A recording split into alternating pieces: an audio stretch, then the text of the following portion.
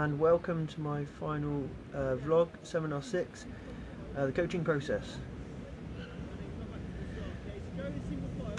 So for this video I've chosen to analyse some of the coaching methods I use when particularly coaching groups, and here we have a football team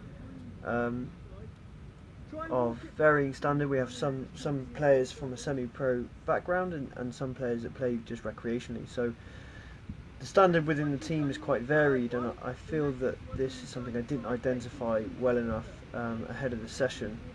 So I've got a ramp warm-up format here. So here they're just starting off with some general pulse raising movements, linear and lateral, with walking in between. So the first thing I've picked up really is I coach from very much one side of the group, and two groups are working either side of a ladder which later comes into play. So the players that are in front of me immediately are going to get quite clear instruction, whereas the players on the other side of the ladder, and particularly the way they're walking round, which was instructed at the start, are going to miss quite a lot of the coaching cues that I give. So this is something I didn't really identify whilst I was doing it, only when I look back on the video. And we do start to see mistakes occurring on the far side of the ladder.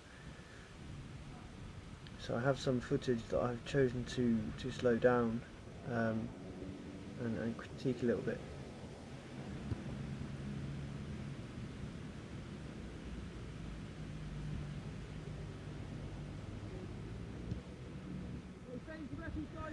So in addition to the issues of being one-sided with the group, I feel I pace quite a lot, which I hadn't really noticed before.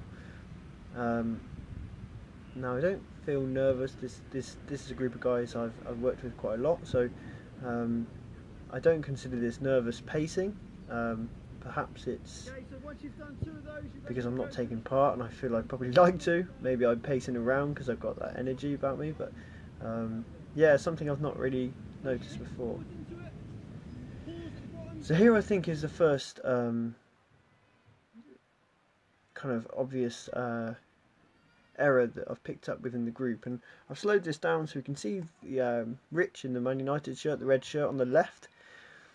Now I've known Rich a long time. He's one of the kind of more experienced players in the team. He does this drill slightly differently. If you see, he's taken that lunge mobility exercise and he's taken about 3 or 4 paces before taking another one, and it looks like the guy behind him is almost following suit. So the instruction was to take lunge to lunge, and you see that guy nearly took a step, but I think he remembered the instruction. That's quite interesting to see.